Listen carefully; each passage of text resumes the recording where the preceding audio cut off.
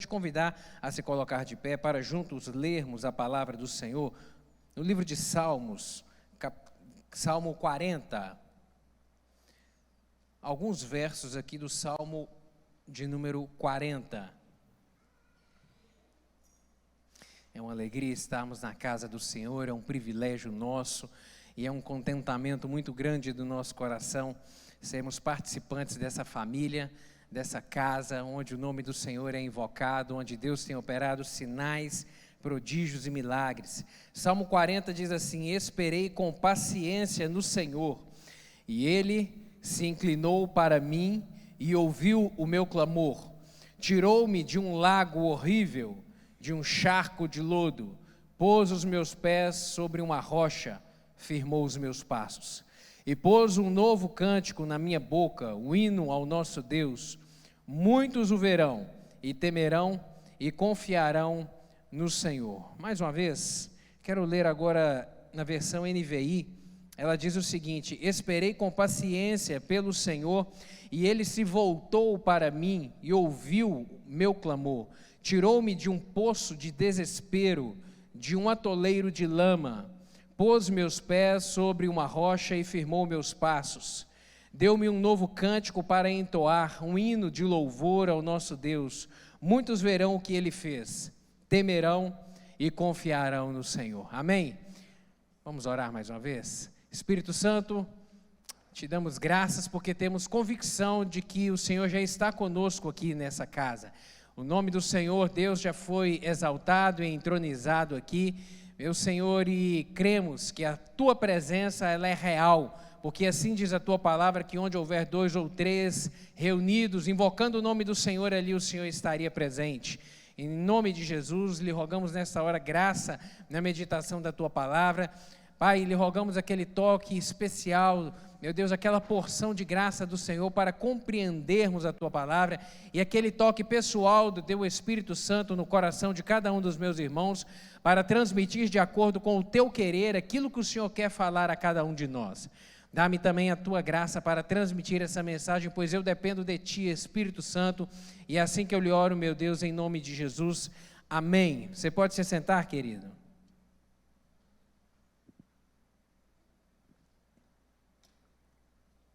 Nós vivemos em um mundo e em um tempo onde a pressa é constante, a todo vapor, e a impaciência parece que é regra. Parece que é regra ter impaciência para tudo, ter tolerância, porque sempre queremos respostas rápidas, soluções rápidas, imediatas para os questionamentos, para os problemas, para as dificuldades que enfrentamos, sempre. No entanto, queridos, a Bíblia, ela vem nos apontar sobre a grande virtude, a poderosa virtude, na verdade, que existe em esperar no Senhor, em confiar no Senhor. Sabe, ela vem demonstrar o quanto que isso nos conecta a Deus e faz crescer em nosso coração uma paz que a Bíblia vem dizer que ela excede a todo entendimento. Ou seja, é uma paz fora da compreensão natural. É uma paz inexplicável. É uma paz que não se pode descrever, que não se pode desenhar, porque ela é algo que passa a ser real no coração daquele que realmente espera no Senhor. Em momentos de agitação e ansiedade, em determinados momentos que vivemos assim, nós esquecemos por vezes do poder que há em esperar e confiar no Senhor e crer no agir dEle, e crer que Ele tem resposta a nosso favor, e crer que Ele pode transformar toda e qualquer situação. E o Salmo 40, Davi, que é o autor desse Salmo, ele vem justamente falar a respeito disso, tocar nesse assunto, falar sobre a importância de se esperar no Senhor, e não apenas de esperar, e aqui também eu vou querer chamar a sua atenção hoje a respeito disso, mas sobre a forma de esperar, sobre o como esperar. O como esperar define a bênção do Senhor sobre as nossas vidas, e Ele vem explicar isso de uma maneira maravilhosa. Esse Salmo vem nos ensinar a respeito da importância do como esperar, e vem nos ensinar também sobre termos esperança na espera. Esperança na espera, e é isso que eu quero que você compreenda nessa noite, a ter esperança na espera, e que essa palavra venha desenvolver, você venha desenvolver isso essa habilidade na sua vida a ter esperança na espera, crendo no agir do Senhor. Quando falamos a respeito de esperar o mover do Senhor, esperar a bênção de Deus, esperar a manifestação do Senhor sobre as nossas vidas, a respeito de algo que nós temos buscado e clamado da parte do Senhor, nós não podemos esquecer jamais da nossa contrapartida. Não podemos esquecer jamais daquilo que compete a nós fazer, porque para vencer problemas e superarmos as adversidades, é necessário nós termos a consciência daquilo que é responsabilidade nossa, daquilo que a gente tem que fazer. Cutuca quem está do seu lado e fala: faça a sua parte, faça a sua parte, faça a sua parte, lembre-se disso, faça a sua parte. Tem coisa que é você que tem que fazer.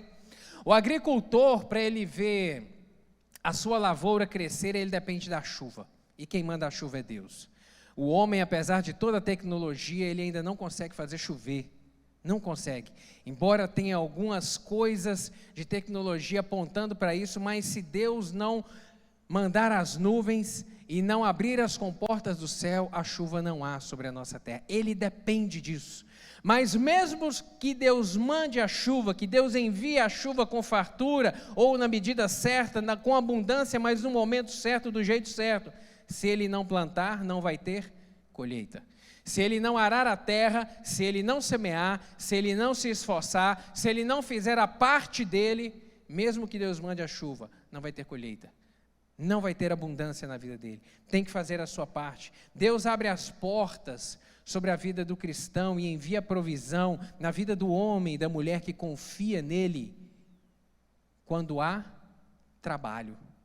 Quando há trabalho, quando há compromisso, quando há esforço, quando há empenho, aí sim a bênção de Deus é manifesta. E nós temos que entender isso. Sob o aspecto profissional, é necessário estudar, trabalhar, qualificar, investir, empreender. Se quer prosperar sobre o aspecto profissional, precisa de se qualificar, precisa de pôr a mão no arado. Se quer ter bons relacionamentos, precisa de perdoar, precisa de liberar perdão, precisa realmente de decidir caminhar mais uma milha para poder ter bons relacionamentos.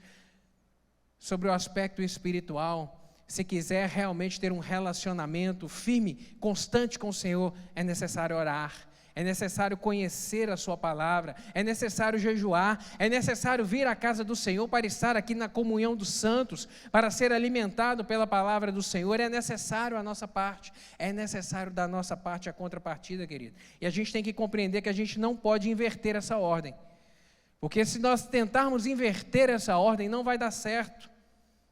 Por exemplo, Deus não abençoa o preguiçoso. Não adianta orar, clamar para que Deus abra a porta, se não sair para procurar trabalho, se não empenhar as suas forças. Assim diz a palavra do Senhor, Ele não abençoa o preguiçoso. A falta do perdão vai impedir a bênção do Senhor sobre as nossas vidas, vai impedir que Ele sequer ouça a nossa oração, porque Ele fala isso na sua palavra. Então, se queremos ter bons relacionamentos, vivemos em paz, temos que liberar perdão, temos que pedir perdão, temos que aprender a perdoar, para que a bênção do Senhor esteja sobre nós. Deus está atento à voz do nosso clamor, assim diz a sua palavra. Isso significa o quê? Que Ele só vai responder se tiver oração. Ele só vai responder aquele que buscar, aquele que invocar, aquele que realmente clamar pelo Senhor. Então a gente entende, meditando no Salmo 40, que é necessário fazer a nossa parte, para depois aguardarmos o agir do Senhor. Faça a sua parte, depois espere o agir do Senhor, depois confie que o Senhor realmente vai mover a nosso favor. O Salmo 40, ele nos ensina que há mais de uma forma de esperar. Na verdade, há várias formas de se esperar. E a forma como você espera vai determinar a vitória ou a derrota na sua vida. Entenda isso. A forma da sua espera vai determinar a bênção, a vitória de Deus sobre a sua vida ou a derrota. Isso é muito sério. Isso é muito sério. Ele vai dizer no verso 1, esperei com paciência no Senhor. Outras versões vão dizer, esperei pacientemente pelo Senhor. Por que o salmista, por que Davi fala a respeito disso, da forma, do como esperar no Senhor, do como ele estava esperando o mover e o agir do Senhor na sua vida? Porque há outras formas de esperar que não são boas. É possível esperar reclamando pela demora. É possível esperar murmurando das circunstâncias, reclamando de tudo que está ao redor. É possível esperar fazendo comparações. Por que comigo é assim e com o outro é diferente? Por que a vida do outro está diferente da minha? Por quê? É possível esperar com o coração aflito e ansioso por ver a solução do problema. Então há diversas formas de esperar. Nós vemos na história do povo de Israel caminhando no deserto, enquanto aqueles primeiros momentos ali, quando saíram do Egito, nós já vemos esse povo reunido, reclamando, murmurando, se queixando, antes mesmo de chegarem à porta da terra prometida. Uma caminhada que durou cerca de 2 anos, eles já estavam lá na porta da terra prometida, mas porque tanto murmuraram, porque tanto reclamaram, se queixaram de Deus, se queixaram até mesmo da impossibilidade de Deus, de pensarem que Deus não seria poderoso o suficiente para fazê-los entrar e tomar posse da terra. Por isso perderam a bênção e toda aquela geração morreu, toda aquela geração sofreu voltar e caminhar por mais 38 anos no deserto, para que morressem no deserto e os seus filhos então entrassem naquela terra. Há mais de uma forma de esperar, e a Bíblia, ela vem nos ensinar. Esse verso aqui, vai falar sobre como esperar, fala esperar com paciência, mas a palavra do Senhor também nos ensina que nós devemos esperar, além de esperar com paciência, esperar também em silêncio.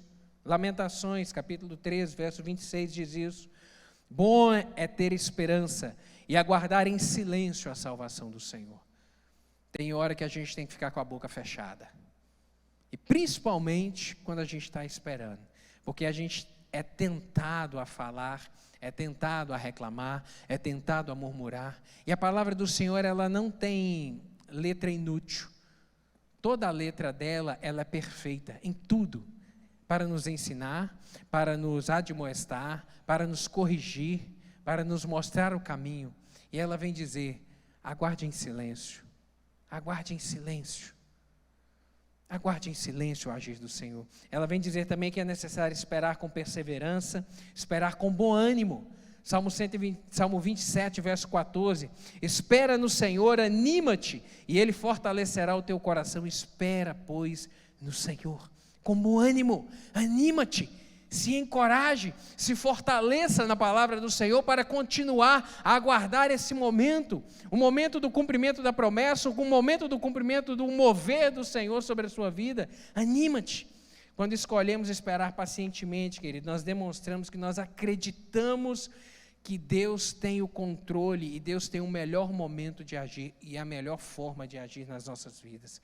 Quando nós acreditamos, isso implica em não pretender passar na frente de Deus, em não tentar passar o carro na frente dos bois, mas aguardar que no momento certo Ele vai agir, que Ele é o dono do tempo, que Ele é perfeito, que Ele controla tudo nas suas mãos, que a batuta do Senhor continua regendo este mundo, apesar de por vezes nós acreditarmos ou imaginarmos que está tudo fora de controle, que está tudo um caos. Não, querido, Deus continua sentado no trono e Ele continua governando sobre essa terra. A palavra dele diz que não cai uma folha de uma árvore se não for da permissão dele.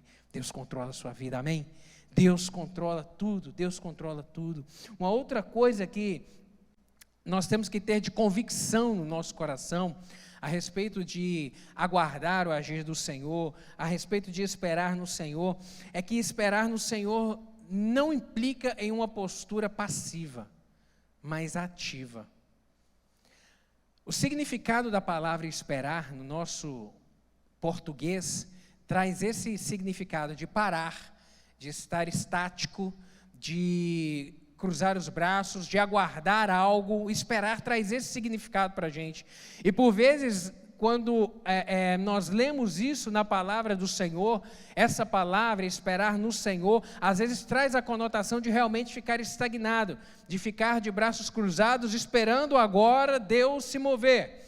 Mas, querido, entenda isso. Quando a palavra do Senhor fala a respeito de esperar nele, essa espera não é algo passiva, essa espera é algo proativo. Da nossa parte, essa espera tem que ser proativa. Essa espera tem que ser algo realmente de crer que o Senhor tem poder para agir. Não é uma espera de ficar parado, mas é uma espera de confiar no Senhor e acreditar que Ele tem poder. Deus, eu estou esperando em Ti, crendo que o Senhor tem o controle, crendo de que o Senhor vai agir. Significa acreditar que o Senhor está sempre no controle. Esperar significa isso, e implica também em clamar pela intervenção divina, com a convicção de que o Senhor responde, com a convicção de que o Senhor está atento ao nosso clamor. Entenda isso, esperar no Senhor não é uma postura passiva, não significa deitar em berço esplêndido e aguardar que as coisas vão acontecer, não. Implica uma postura da nossa parte de invocar o seu nome, de crer que Ele vai agir, de confiar na sua palavra e nas suas promessas, e de se fortalecer, de se animar na sua palavra, acreditando que Ele vai fazer, o que Ele prometeu que vai fazer. Salmo 18, verso 6, fala sobre isso. Em minha aflição, clamei ao Senhor. Sim, pedi socorro ao meu Deus. De seu santuário, Ele me ouviu. Ele ouviu meu clamor, Ele me ouviu, meu clamor chegou aos seus ouvidos. No dia da minha aflição eu invoquei o nome do Senhor. No dia da minha aflição eu clamei ao Senhor. E do seu santuário, do seu templo, da sua casa, da sua morada, do lugar onde o Senhor está, do lugar onde o Senhor habita, porque no Antigo Testamento a presença do Senhor era manifesta pelo santuário, pela casa ali, pelo tabernáculo e depois pelo templo. E o salmista vem aplicar essa palavra e dizer que onde ele estava, ele clamava ao Senhor e ele acreditava que lá do tabernáculo, lá do templo, Deus estaria atento à voz do seu clamor. E ele cria que a salvação viria da parte do Senhor. Isso é uma postura proativa, querido. Isso é uma postura proativa. A esperança em Deus não é apenas uma questão de paciência, mas também de confiança nele. A esperança em Deus é isso. Aguardar no Senhor é isso. A palavra do Senhor, ela nos dá exemplo de quem esperou no Senhor de um jeito errado. Infelizmente, isso trouxe sofrimento. Nós temos como exemplo, por exemplo, eu me lembrei de Abraão e Sara, o pai da fé, mas que num momento, ele e a sua esposa, impacientes de aguardar o cumprimento da promessa de Deus nas suas vidas, tomaram decisões precipitadas, tomaram decisões erradas e que trouxe dor e sofrimento para eles próprios, para a casa, para a família. Ali a respeito de Ismael, decisão precipitada que trouxe dor, decisão precipitada que causa sofrimento. Esperar em Deus, esperar na verdade é algo difícil para a gente. Esperar em Deus não é algo fácil mesmo não. Aguardar o tempo, porque Deus ele não está limitado a esse nosso tempo, mas no nosso tempo aguardar é algo realmente desafiador, muito desafiador. Aguardar em Deus realmente é algo difícil, mas tomar atalhos certamente vai levar a consequência desastrosa. Quando a gente tenta atalhar, quando a gente tenta cortar caminho, quando a gente tenta resolver de uma maneira mais rápida, mais contrário àquela direção que Deus está dando, realmente vai dar problema, vai dar ruim, vai dar mal, vai trazer sofrimento, vai ser motivo de problema para a vida da gente. Um outro exemplo que eu me lembrei aqui é do rei Saul. Em sua impaciência, o rei ele ofereceu sacrifício ao Senhor, uma coisa que ele não podia fazer. Israel, o exército estava em guerra e o rei estava aguardando Samuel chegar, Samuel que era o sacerdote, para oferecer sacrifício a Deus, e pressionado pela circunstância ali, Saul, com impaciência de aguardar, ele decide oferecer o sacrifício ao Senhor. Ele desobedeceu. Ele fez algo que ele não podia fazer, ele sabia que ele não podia fazer aquilo, porque oferecer sacrifício era algo exclusivo, era uma atribuição exclusiva do sacerdote. Ele sabia perfeitamente disso, e ele desobedeceu. Isso trouxe problema para ele. A sua impaciência levou à desobediência, e ele perdeu o favor de Deus em razão disso. Ele perdeu a graça de Deus sobre a sua vida em razão disso. Ele teve da parte de Deus o desprezo e a decisão do Altíssimo de que a sua descendência não seria aquela que governaria Israel, que Deus levantaria um outro rei para Israel. Custou muito caro para ele a impaciência, ser precipitado. Mas também nós vemos bons exemplos, exemplos de quem realmente é digno de ser seguido. Eu me recordo de 2 aqui. Eu falo a respeito de Caleb, um deles, que talvez seja o personagem bíblico que mais esperou, porque a palavra do Senhor vai dizer que ele participava daquela leva de hebreus que saiu do Egito e que caminhou durante 40 anos até que entrasse na terra prometida. Josué e Caleb foram os 2 únicos que entraram, os 2 únicos. E a palavra do Senhor fala que ele vai fazer referência, depois que entra na terra, a Josué, dizendo que tinha força e energia para tomar posse daquela porção de terra que ele pisou os seus pés, e que Deus havia prometido para ele 40 anos atrás. Realmente é um grande exemplo de aguardar no Senhor. Um outro exemplo que eu lembro também é Davi, quando ele vai ter que aguardar um bom tempo, na verdade cerca de 13 anos, o cumprimento da promessa de Deus na vida dele. Quando ele foi ungido rei de Israel por Samuel, ele tinha cerca de 17 anos de idade. E a palavra do Senhor vai dizer, lá em 2 Samuel capítulo 5, versos 3 e 4, que foi com 30 anos de idade que Davi tomou posse do trono, assentou no trono, foi ungido novamente rei pelos anciãos de Israel, e foi assunto ao trono com 30 anos de idade. 13 anos ele teve que aguardar, 13 anos que não foram fáceis para ele, foram anos difíceis de perseguição, de fugir de Saul, que queria cortar-lhe o pescoço. 13 anos aguardando o cumprimento de uma palavra que Deus havia dito, e que ele acreditava que aquilo que Deus disse se cumpriria na sua vida. Bons exemplos que nos ensinam e que nos mostram que vale a pena confiar no Senhor. Querido, entenda isso. Quando nós lemos essa palavra aqui, do Salmo 40, escrito por esse mesmo Davi, vai nos ensinar que nossas orações não ficarão sem respostas. Nossas orações não ficam sem resposta. A oração do justo, o clamor do justo, aquilo que o justo traz perante o Senhor e apresenta perante o Senhor, não fica sem resposta. A parte B do verso 1, ele vai dizer isso, que o Senhor, Ele se inclinou para mim e ouviu quando clamei por socorro. Ele se inclinou, Ele viu. E aqui há 2 palavras muito importantes. A primeira é se inclinar e a segunda é ouvir. Inclinar vai trazer esse significado de dobrar-se, de encurvar-se para poder prestar atenção em algo que chamou a sua atenção. Querido, entenda isso. A palavra do Senhor está dizendo que isso mostra que Ele está interessado naquilo que eu e você falamos a Ele. Entenda isso. Às vezes nós somos ignorados por pessoas. Se eu perguntar aqui, quem já foi alguma vez ignorado por alguém? Eu tenho certeza que todo mundo vai levantar a mão. Em algum momento a gente foi ignorado. Seja por algo que nós dissemos no trabalho, ou até mesmo dentro de casa, a esposa com o marido com a esposa, às vezes o filho com o pai com o filho, o patrão. Às vezes a gente fala e é ignorado. Mas a palavra do Senhor vai dizer que quando nós falamos com Ele, quando nós nos referimos a Ele, quando nós abrimos a nossa boca para invocar o nome dEle, a Bíblia diz que o Senhor se inclina. Entenda isso, querido. Deus está interessado naquilo que você está falando. Aquilo que você veio hoje aqui falar com o Senhor, Ele está interessado em ouvir. Aquilo que vai sair dos seus lábios hoje, ou que você já começou aí no banco, desde a introdução deste culto, do louvor apresentado, já está apresentando ao Senhor a sua súplica, porque antes de você sair de casa, Deus já sabia qual que era a motivação com que você viria aqui. Eu quero te dizer que quando você abrir os seus lábios para falar, a palavra do Senhor é que diz isso, o Senhor vai se inclinar para poder ouvir. Você pode dizer amém?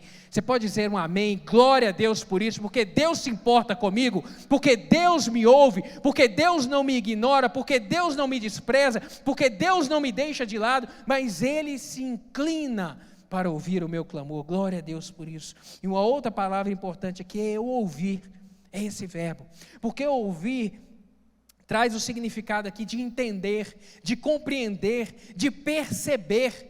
Não somente ouvir como algo que um barulho, que às vezes a gente ouve, ou você já disse alguma coisa, uma pessoa ouviu, mas entendeu diferente. E aí você depois tem que repetir, a pessoa fala, olha, desculpa, eu não entendi direito, eu não entendi o que você falou, desculpa. Com Deus não tem isso, querida. Quando a gente fala, a palavra do Senhor diz que Ele ouve. Ouve significa que Ele compreende, que Ele está atento. O significado dessas palavras mostram de uma forma muito clara que Deus não apenas está atento às nossas orações, querido, mas que Ele responde cada uma delas. Quando oramos a Deus, realmente em sinceridade, não estamos jogando palavra ao ar, palavra ao vento, não estamos falando com paredes, mas estamos falando com o Criador do mundo, que afirma na sua palavra que Ele está atento ao nosso clamor. Você pode dizer glória a Deus por isso? Glória a Deus por isso, porque Deus está atento ao meu clamor. A Bíblia nos garante isso. Salmo 50, verso 15, a palavra do Senhor vem dizer, invoca-me no dia da angústia, eu te livrarei, tu me glorificarás. Jeremias 29, versos 12 e 13, então me invocareis e ireis e orareis a mim, e eu vos ouvirei, e buscar-me-eis e me achareis, quando me buscardes de todo o vosso coração. Tiago, capítulo 5, verso 16, vai dizer, confessai as vossas culpas ou os vossos pecados uns aos outros, e orai uns pelos outros, para que sareis. A oração feita por um justo pode muito em seus efeitos. Glória a Deus por isso, porque a oração feita por um homem que teme a Deus, a oração feita por uma mulher comprometida com Deus, por um jovem, por um adolescente, por uma criança comprometida com o Senhor, Ele ouve, e Ele responde, e Ele está atento. Glória a Deus por isso.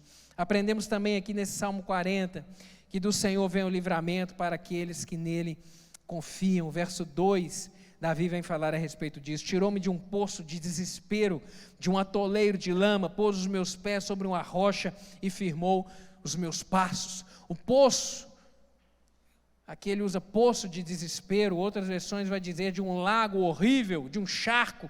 Sabe, o significado de um poço é de uma cova, talvez de uma cisterna, de um calabouço, sabe, uma cisterna com um lugar de uma areia movediça, como por exemplo a cisterna que o profeta Jeremias foi lançado. Jeremias capítulo 38, verso 6 fala a respeito disso, que o profeta foi lançado em uma cisterna e que ele ficou atolado em lama.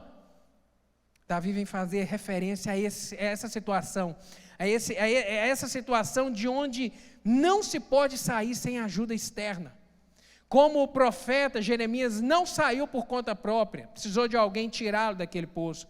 E às vezes a gente está assim, muitas vezes o Filho de Deus está atolado até o pescoço e carece de uma intervenção sobrenatural de Deus. Eu não sei se você chegou aqui hoje com esse sentimento no coração, de falar, Deus, eu estou atolado até o pescoço, Deus, eu não tenho como, e quanto mais eu mexo, mais eu afundo, quanto mais eu mexo, mais a situação parece que piora, Deus.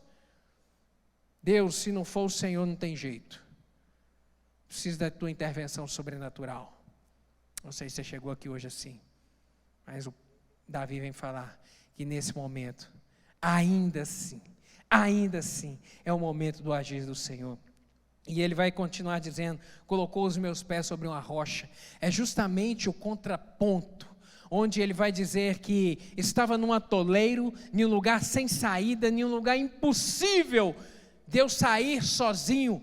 E aí Deus me tira e me coloca sobre uma rocha, um lugar de segurança, um lugar realmente um lugar firme, um lugar onde eu não vou voltar a afundar, um lugar onde eu posso sossegar, um lugar onde eu posso descansar. Ele vai continuar dizendo: firmou os meus passos, mais do que me colocar em um lugar seguro, mais do que realmente resolver esse problema insolúvel para mim. A palavra do Senhor vai dizer que Ele dá direção para os nossos passos, que Ele nos dá direção para a caminhada, que Ele nos mostra o caminho certo a seguir, por onde caminhar. Abra sua Bíblia, por favor, Salmo 121, eu quero ler contigo. Salmo 121 vai falar de uma maneira muito clara isso. O salmista vai dizer: eleva os meus olhos para o monte, de onde me virá o socorro? No momento de aperto, eleva os meus olhos para o alto, de onde me vem o socorro? Ele responde: o meu socorro vem do Senhor que fez o céu e a terra. Ele não permitirá que os teus pés vacilem, não dormitará aquele que te guarda. É certo que não dormita nem dorme o guarda de Israel. O Senhor é quem te guarda, o Senhor é a tua sombra à tua direita. De dia não te molestará o sol, nem de noite a lua. O Senhor te guardará de todo mal, guardará a tua alma, guardará a tua saída e a tua entrada, desde agora e para sempre. Amém. Você pode estender a sua mão e falar: glória a Deus por isso, glória a Deus porque eu tenho um Deus que me guarda, que me protege, que é a minha segurança, um Deus que não me abandona, um Deus que não me deixa. A gente aprende nesse Salmo 40 ainda que Deus trabalha no exterior para mudar a circunstância, mas também trabalha no interior para transformar o meu coração. O versículo 3, ele fala isso na parte A: e me pôs nos lábios um novo cântico, um hino de louvor ao meu Deus. Sabe, querido, Deus é aquele que transforma por fora, mas permita que o Senhor trabalhe no seu coração. Hoje, de repente, você chegou aqui precisando de um mover de Deus na sua vida, mas permita que Ele também trabalhe no seu coração. Abra o seu coração e fala: Senhor, eu estou aberto, para que o Senhor ajuste aquilo que precisa de ser ajustado, para que o Senhor coloque em ordem o que está desajustado, para que o Senhor coloque no lugar certo o que está fora de lugar, porque, querido, é a partir daí é que os seus lábios vão se encher de cânticos, de louvor ao Senhor, porque a Bíblia fala que a boca fala do que está cheio o coração. Então permita que o seu coração hoje seja realmente trabalhado e mudado pelo Senhor. O agir de Deus em nós serve também para que todos saibam que Ele é Deus. Todos saibam. A parte B do verso 3, ele conclui dizendo isso: muitos verão essas coisas, temerão e confiarão no Senhor. Muitos verão o agir do Senhor na minha vida, temerão e crerão que há Deus, que há um Deus que tudo pode. Conte aos outros, querido, aquilo que Deus tem feito na sua vida. Conte aos outros. Desde aqueles cuidados mais que você pode imaginar que são pequenos, até aqueles milagres que você entende que são realmente extraordinários na sua vida. Compartilhe com quem está do seu lado, para que eles vejam que há um Deus no céu e um Deus que controla na terra e um Deus que cuida de você. Entenda isso. Muitos verão o poder de Deus em nós e se voltarão para o Senhor quando virem os feitos do Senhor nas nossas vidas. Quando há em nossas vidas a manifestação visível do poder de Deus, tal fato é contagiante para quem está do nosso lado. Quando o Senhor manifesta poder, realmente isso é contagiante, sabe, para que o nome dele seja exaltado. Essa semana eu estava conversando com a Marcela e a gente estava lembrando de um feito com a Larinha. Quando a Lara nasceu, Marcele padeceu de uma enfermidade muito grande, de uma enxaqueca realmente incapacitante, e até quando a Lara estava com cerca de 5, 6 anos de idade, eu imagino, foi que Deus a curou. E quando Deus curou a Marcele disso, isso foi tão expressivo dentro da nossa casa e tão significativo, que a Lara, ela começou a compartilhar isso com todo mundo que ela encontrava lá na escola dela. E ela chegava, e por vezes, principalmente a Marcele, quando ia na escola buscar ela, os professores paravam e iam perguntar a Marcele, teve até a coordenação da escola, ir conversar com ela, o diretor perguntar: olha, a sua filha está dizendo que Deus fez um milagre de cura na sua vida, Deus te curou de quê? Aquilo que Deus faz na sua vida, compartilhe com outros.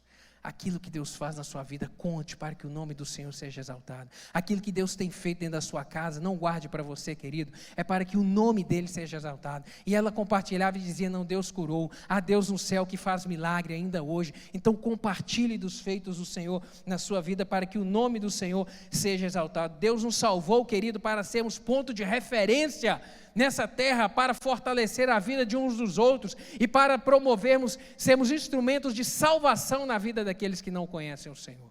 Você foi salvo não somente para poder ir para o céu, mas para influenciar outros. Por isso que a Bíblia vai dizer que nós somos o sal da terra, para poder salgar essa terra, para dar sabor a essa terra, para influenciarmos pessoas. Para isso o Senhor nos chamou. Amém, querido?